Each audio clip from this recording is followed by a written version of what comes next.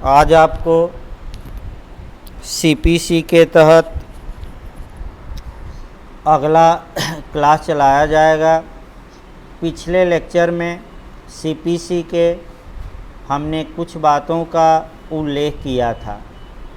अब देखिए, चूँकि सीपीसी को दो क्लास में बांटा गया है, यानी कि सीपीसी को चूँकि दो खंडों में बांटा गया है, अतः दोनों खंडों को आप घर पर भी कैसे पढ़ेंगे आप इसको जानिए।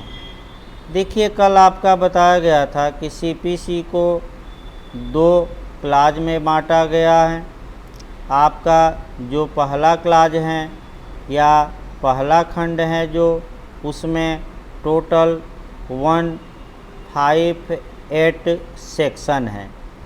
और पिछले लेक्चर में आपको बताया गया था कि इस 158 धाराओं में सिविल मामलों के प्रिंसिपल दिए गए हैं। आपको पिछले लेक्चर में ये भी बताया गया था कि सीपीसी में कह सकते हैं कि आपका कुल 51 आर्डर हैं, 51 आदेश दिए गए हैं। ये आदेश ही प्योर रूप से, यानी कि शुद्ध रूप से आपका कह सकते हैं, ये आदेश ही शुद्ध रूप से प्रोसीजर से जुड़े हैं, प्रक्रिया से जुड़े हैं। अब ये समस्या है कि चूँकि सेक्शन में प्रिंसिपल दिए गए हैं और आदेशों में कंडक्ट दिया गया है, अर्थात धाराओं में सिद्धांत दिए गए हैं और आदेशों में उन सिद्धांतों को धरातल पर उतारने, अर्थात उन सिद्धांतों को अप्लाई करने हेतु नियमों का वर्णन किया गया है। तो ऐसी दशा में जब भी आप कुछ सेक्शन पढ़ेंगे तो उसी के साथ आप कह सकते हैं कि आर्डर को कोरिलेट करके पढ़ेंगे। तो आज हम आप लोगों को ये बताएंगे कि आप जब भी पढ़िए, क्यों सटा दीजिए, आज हम ये बताएंगे कि आप जब भी सीपीसी को पढ़िए, आप किस सेक्शन को किस आर्डर से कोरिलेट करके पढ़ना है, ये प्रावधान आज हम बता रहे हैं। इसको भी याद रखिएगा, यहाँ से भी आपका क्वेश्चन बनता है, इसको भी आपको याद रखना है। देखिए, आर्डर को रोमन अंकों में लिखा जाता है, अर्थात आदेश को जब भी आप लिखिएगा रोमन भाषा में लिखिएगा। आइए सेक्शन देखा जाए, यानी कि इधर आपकी हम धारा लिखेंगे, इधर सेक्शन लिखा जाएगा और इस सेक्शन से कौन सा आर्डर रिलेटेड हैं ये आपका इस साइड में लिखा जाएगा। यानी कि सीपीसी पढ़ते समय आप सतर्क रहिए, थोड़ा कठिन है ये। सेक्शन और आर्डर को कोरिलेट करके जब तक नहीं पढ़ेंगे तब तक कॉन्सेप्ट क्लियर नहीं होगा। तो इस यहाँ से भी आपका क्वेश्चन बनता है, प्रयास करिए इसको याद करने का। आइए देखा जाए, पहला आपका सबसे पहले हम सेक्शन 7 उठाते हैं, यानी कि सीपीसी की धारा 7। धारा 7 में है प्रांतीय लघुवाद न्यायालय, यानी कि धारा 7 में दिया गया है प्रांतीय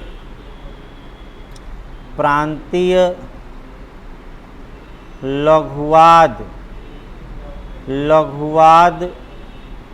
न्यायालय। लघुवाद न्यायालय मतलब स्मॉल काजेज कोर्ट, या इसको कहते हैं खफीफा न्यायालय, यानी कि प्रांतीय स्मॉल काजेज कोर्ट ये प्रावधान या सिद्धांत या प्रिंसिपल या इसके बारे में सब्सटेंसिव प्रावधान, सारवान प्रावधान सीपीसी की धारा 7 में दिया गया है, जबकि इसके बारे में जहाँ तक प्रोसीजर की बात है, प्रक्रिया की बात है, प्रक्रिया का उल्लेख आदेश यानी कि ओ लिखा जाता है, आदेश आपका 50 में किया गया है।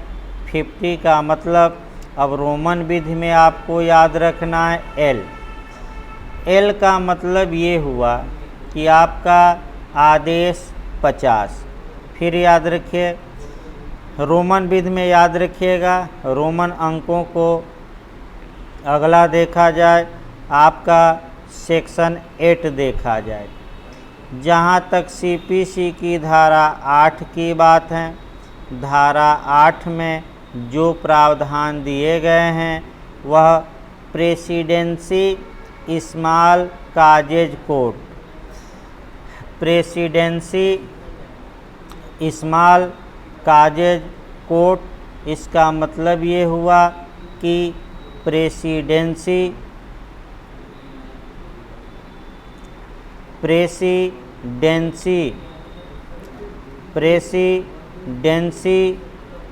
लघुवाद न्यायालय, प्रेसिडेंसी लघुवाद न्यायालय, थोड़ा शॉर्टकट में भी लिखा जा रहा है, किताब से आप मिला सकते हैं।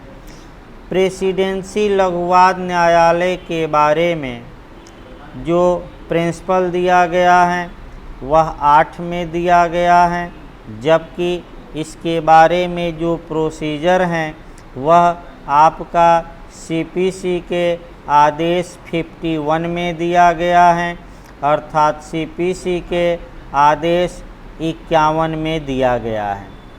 अब आइए इसके बाद धारा 26 देखा जाए। जहाँ तक धारा 26 की बात है, धारा 26 बताती हैं सूट का फाइल किया जाना, सूट का फाइल किया जाना अर्थात वादों का दायर किया जाना, अर्थात वादों का संस्थित किया जाना, फाइल किया जाना, या आसान भाषा में कहा जाता है दायर किया जाना। यानी कि सूट जब फाइल किया जाएगा, इसके बारे में जो प्रिंसिपल हैं या सिद्धांत हैं, ये सीपीसी के सेक्शन 26 में दिया गया है, जबकि इसके बारे में जो प्रोसीजर हैं या जो कंडक्ट हैं, जो आचरण हैं, वह दिया गया है आदेश आपका 4 में। यानी कि इसका मतलब ये हुआ कि सूट का फाइल किया जाना सेक्शन 26 और उसके लिए प्रक्रिया कि सूट कैसे फाइल किया जाएगा, ये प्रक्रिया दी गई है आपका आर्डर 4 में। आइए अगला देखा जाए। अगला आपका जो पढ़ना है सेक्शन 27 पढ़ना है, फिर आपका 28 पढ़ना है और 29 पढ़ना है। यानी कि धारा 27, धारा 28 और धारा 29, धारा 27, धारा 28 और धारा 29 पढ़ना है। यहाँ से आपको जो पढ़ना है इसमें है कि जब वाद दायर हो गया तो डिफेंडेंट को, प्रतिवादी को समन जारी किया जाता है। यानी कि प्रतिवादी को, डिफेंडेंट को, विपक्षी को या प्रतिवादी को समन अर्थात कॉल लेटर का प्रावधान है, समन जारी किया जाता है। इसके बारे में प्रावधान या प्रिंसिपल आपका धारा 27, 28 और 29 में है। अब समन की तामील कैसे होगी, इस बारे में जो प्रोसीजर दिया गया है ये आदेश 5 में दिया गया है। यानी कि जब भी आप धारा 27, 28 और 29 पढ़िए तो कम से कम आप इसी के साथ आर्डर 5 भी ज़रूर पढ़िए। अब आइए आपका आगे देखा जाए। अगला सेक्शन जो पढ़ना है 31, यानी कि सेक्शन 31 विटनेस को समन। विटनेस को समन का मतलब ये हुआ कि साक्षी को समन। साक्षी यानी कि गवाह को समन। तो गवाह को समन के लिए जो सब्स्टेंसिव प्रावधान हैं, जो प्रिंसिपल हैं, सिद्धांत हैं, वह सीपीसी के सेक्शन 31 में दिया गया है। जबकि गवाह के लिए समन के लिए जो प्रोसीजर होगा, प्रक्रिया होगी, वह सीपीसी के आर्डर 16 में दी गई है। यानी कि आदेश आपका 16 में दिया गया है। देखिए आदेश 16 में गवाह को समन के बारे में प्रक्रिया या प्रोसीजर का वर्णन किया गया है। अगला जो धारा आपको कोरिलेट करना है वह कोरिलेट करना है सेक्शन 33, यानी कि धारा 33 डिक्री तथा जजमेंट। उल्टा हो गया, फिर सही इसको कर लिया जाए। Judgement and decree. जजमेंट का मतलब ये हुआ हिंदी में निर्णय। निर्णय तथा डिक्री। निर्णय तथा डिक्री। डिक्री के बारे में सब्स्टेंसिव प्रावधान आपका दिया गया है सेक्शन 33 में, जबकि इसके बारे में प्रोसीजर का प्रावधान है आदेश 20। यानी कि आदेश 20 में प्रक्रिया आपका बताई गई है। आदेश 20 में इसके बारे में प्रक्रिया का उल्लेख किया गया है। इस प्रक्रिया का उल्लेख आदेश 20 में किया गया है। इसको भी अच्छे से तैयार रखिएगा। आदेश 20 यानी कि एक्स और एक्स, ये रोमन है, रोमन में ही याद रखिएगा।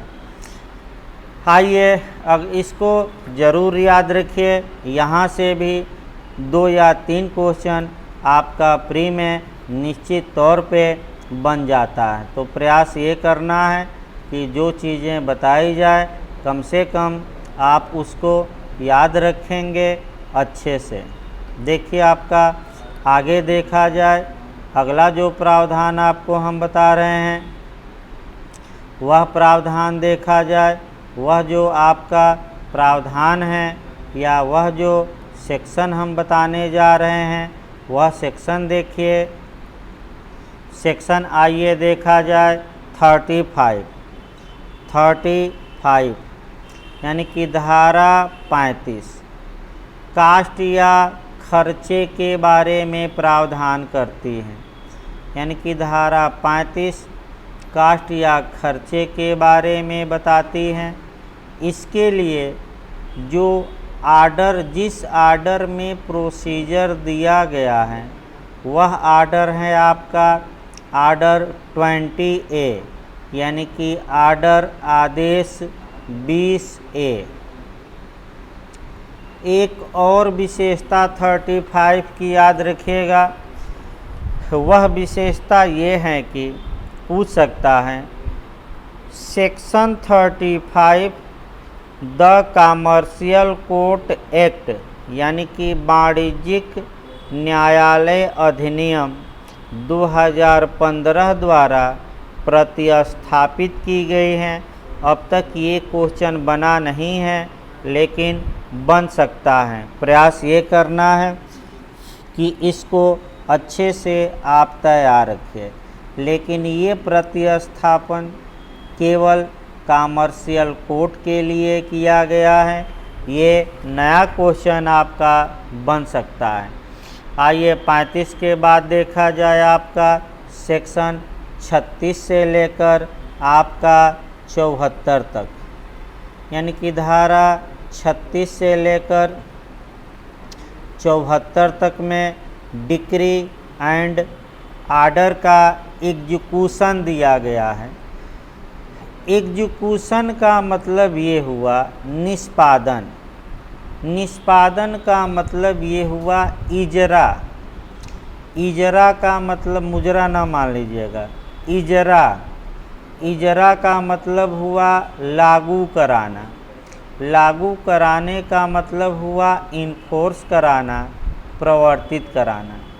यानी कि जब न्यायालय कोई डिक्री या आर्डर पास करेगा, यानी कि डिक्री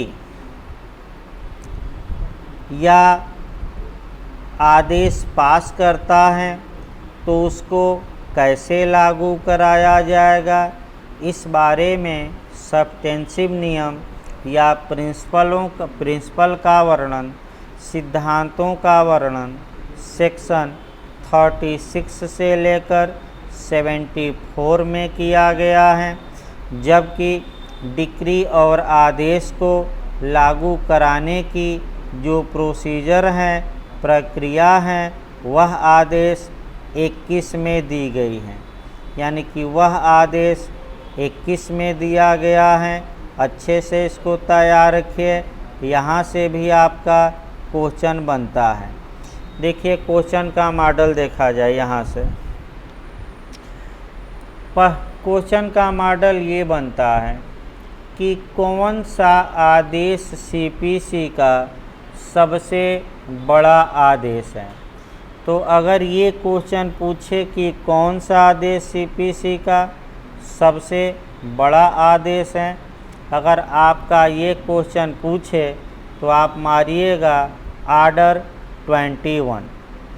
उत्तराखंड ने क्वेश्चन बनाया कि आर्डर 21 में कितने रूल हैं, कितने नियम हैं। तो टोटल नियम है 106। अगले धारा देखा जाए आपका 75 से लेकर और आपका 78 तक, यानी कि सेक्शन 75 से लेकर सेक्शन 78 तक देखा जाए।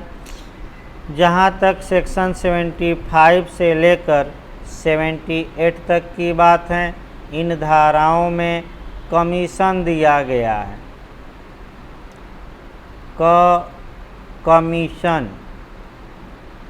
कमीशन का मतलब हुआ आयोग, याद रखिएगा आयोग। अब आयोग के बारे में, कमीशन के बारे में सब्स्टेंसिव प्रावधान या प्रिंसिपल कहिए सेक्शन 75 से लेकर 78 तक में दिए गए हैं। जबकि इसके बारे में प्रक्रिया जो दी गई है, प्रोसीजर दिया गया है, वह दिया गया है आदेश 26। तो आपका 26 में दिया गया है, आदेश 26 में दिया गया है। आइए देखा जाए अगला। अब 79 देखना है। 79 धारा में सरकार के विरुद्धवाद या सरकार द्वारा वाद, यानी कि गवर्नमेंट के अगेंस्ट सूट या गवर्नमेंट द्वारा सूट, ये 79 में है। और इसके लिए प्रोसीजर का वर्णन, यानी कि इसके लिए आपका प्रक्रिया का वर्णन सीपीसी के आदेश 27 में किया गया है। आदेश 27 में किया गया है, इसको याद रखिएगा। अगली धारा देखा जाए 88। अगली धारा आपको देखा जाए, कह सकते हैं कि 88 देखा जाए। 88 धारा 88 में इंटरप्लीडर सूट का वर्णन है। इंटरप्लीडर सूट का मतलब हुआ अंतराभिवाचीवाद। अभी झारखंड में पूछा भी गया था।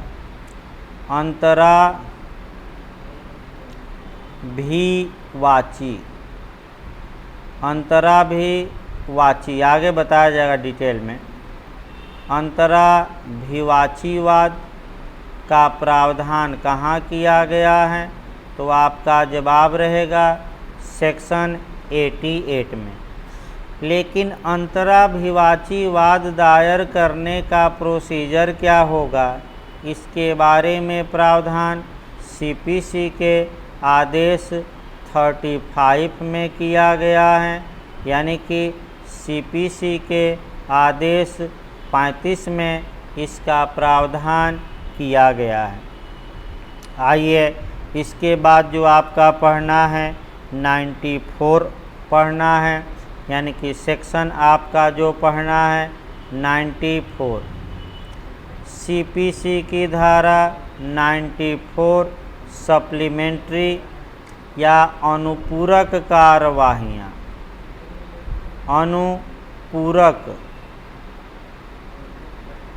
अनुपूरक कार्यवाहियों का प्रावधान करती हैं। इसके लिए कई आर्डर आपका जुड़ेंगे। इसके लिए जो आर्डर पढ़ना है वह पढ़ना है आपका आर्डर, कह सकते हैं कि एक तो 38 पढ़ना है, यानी कि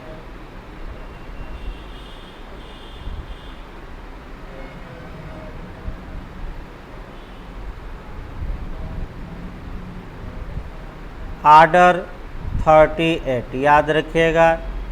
आर्डर 38 पढ़ना है। फिर इसके लिए जो आर्डर पढ़ना है 39 भी पढ़ना है इसी के साथ, यानी कि आर्डर 39 को भी इसी के साथ कोरिलेट करके पढ़ेंगे।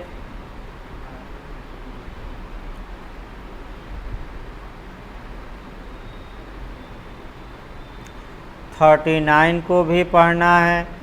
फिर आपका 40 को पढ़ना है, यानी कि आदेश 40 भी इसी के साथ पढ़ना है। 40 को देखिए कैसे लिखा जाएगा, X और L, यानी कि आदेश 40 भी पढ़ना है, याद रखिएगा। आइए आगे देखा जाए। आपका जहाँ तक ये ज़रूर याद रखिएगा, ये एक जगह आपको शुरुआती दौर में एकत्र कराया जा रहा है और यहाँ से आपका निश्चित रूप से कई लोग परेशान रहते हैं कि किस सेक्शन से किस आर्डर को जोड़कर पढ़ा जाए। तो आज पूरी बातें आपको एक जगह बताई जा रही हैं।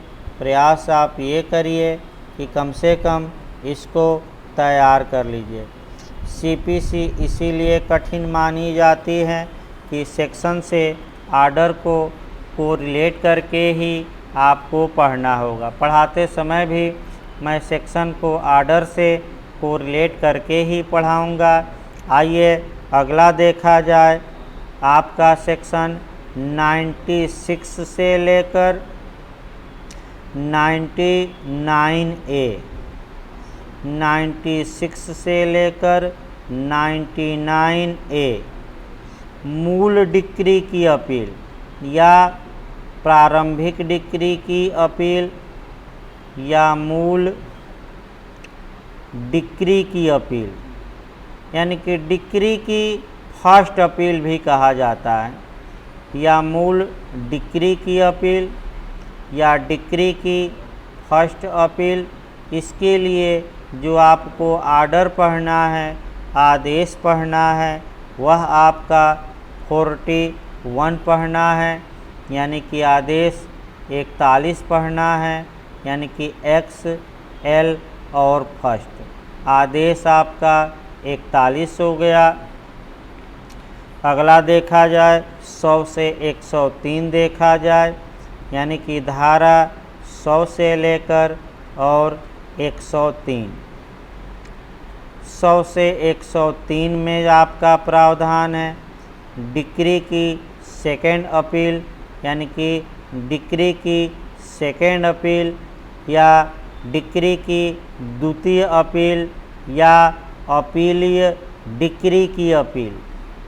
अपीलीय डिक्री की अपील, इसके लिए जो आदेश पढ़ना है आपको, आदेश आपका जो पढ़ना है 42 पढ़ना है, 42 पढ़ना है इसके लिए, यानी कि डिक्री की सेकेंड अपील। अब आइए धारा 104 से लेकर 106, सेक्शन 104 से लेकर 106 तक देखा जाए। 104 से लेकर और 106 तक में आदेशों की अपील। आदेशों की अपील, आदेशों की अपील के बारे में प्रावधान किया गया है और इसके लिए प्रोसीजर सीपीसी के आर्डर आपका 43 में किया गया है। इसके लिए प्रावधान सीपीसी के आदेश 43 में किया गया है। याद रखिएगा आर्डर 43 या 43। इसके बाद आ जाइए धारा 109 देखा जाए। 109 में सुप्रीम कोर्ट में अपील है, यानी कि सुप्रीम कोर्ट में अपील का प्रावधान किया गया है। अब सुप्रीम कोर्ट में अपील की प्रोसीजर क्या होगा, प्रक्रिया क्या होगी, इस बारे में प्रावधान सीपीसी के आदेश 45 में बताया गया है, यानी कि आदेश 45 में इस बात का वर्णन है। आइए सेक्शन 113 देखा जाए, यानी कि धारा 113 देखा जाए। धारा 113 में रिफरेंस या निर्देश की बात की गई है। रिफरेंस या निर्देश, निर्देश की बात की गई है। निर्देश के बारे में प्रिंसिपल धारा 113, जब भी निर्देश पढ़िए तुरंत आपका जो आर्डर पढ़ना है वह आर्डर पढ़ना है। आर्डर आपका 46 पढ़ना है, यानी कि आदेश आपका 46 पढ़ना है। इसको भी आप अच्छे से तैयार रखिए, आदेश 46 पढ़ना है। अब आ जाइए सेक्शन 114, यानी कि धारा आपका देखी जाए 114। धारा 114 में रिव्यू या पुनर्विलोकन, पुनर्विलोकन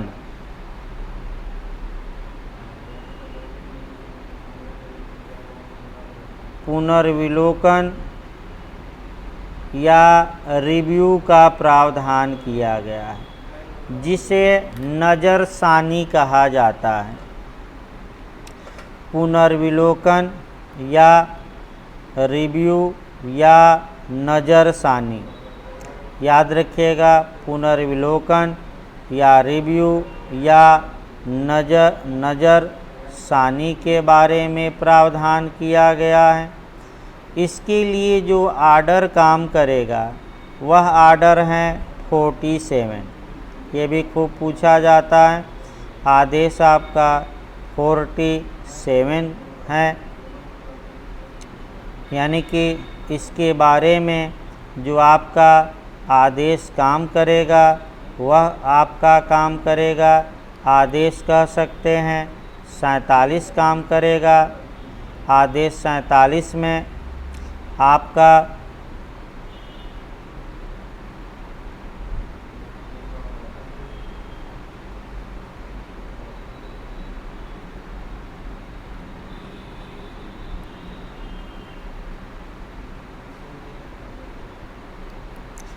आदेश 47 में आपका रिव्यू के बारे में प्रावधान किया गया है। देखिए आपका आर्डर 47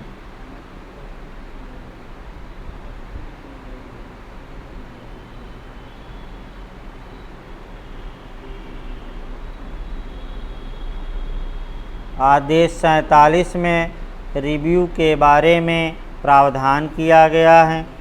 इसके बाद आपका कह सकते हैं कि जो मुख्य आपका ये आर्डर थे और सेक्शन थे जो मुख्य कोरिलेट हो रहे थे वह आपका समाप्त हो गया।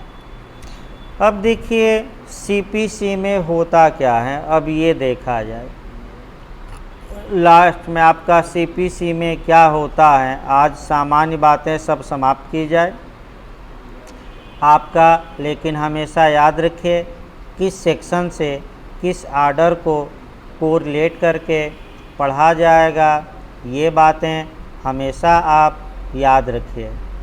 देखिए सीपीसी में होता क्या है वो तो आगे बताया भी जाएगा, लेकिन 2-3 लाइन यहाँ समझिए। सीपीसी में सिविल सूट दायर किया जाता है, बताएंगे हम। यानी कि सीपीसी में वाद दायर किया जाता है, यानी कि सीपीसी में हमें पढ़ना क्या है ये देखना है। तो सीपीसी में जो हमें पढ़ना है वह ये पढ़ना है कि कोई सूट फाइल किया जाएगा, यानी कि कोई वाद दायर किया जाएगा। याद रखिए वाद दायर किया जाएगा। जब प्लेंटिफ या वादी वाद दायर कर देगा तो डिफेंडेंट को या प्रतिवादी को या विपक्षी को बुलाया जाएगा, प्रतिवादी को बुलाया जाएगा। फिर वादी और प्रतिवादी को न्यायालय सुनेगा। सुनने के बाद जजमेंट या निर्णय सुनाएगा और निर्णय सुनाएगा और जो जजमेंट से निष्कर्ष निकलेगा यानी कि वास्तविक फल निकलेगा वह या तो डिक्री कहलाएगा। डिक्री मतलब जय पत्र या आज्ञप्ति या विजय पत्र या आदेश कहलाएगा, आर्डर। अब कब निर्णय से निकला निष्कर्ष आदेश होगा और कब डिक्री होगा ये तो आपको डिटेल में बताया जाएगा। और डिक्री तथा आदेश को ही इन्फोर्स कराया जाता है, इजरा कराया जाता है, निष्पादित कराया जाता है। यानी कि सूट फाइल करने से लेकर और डिक्री और आर्डर के आपका एग्जीक्यूशन तक अर्थात निष्पादन तक या इजरा तक या प्रवर्तन कराने तक जो प्रोसीजर दिया गया है वह प्रोसीजर सीपीसी में उल्लिखित है।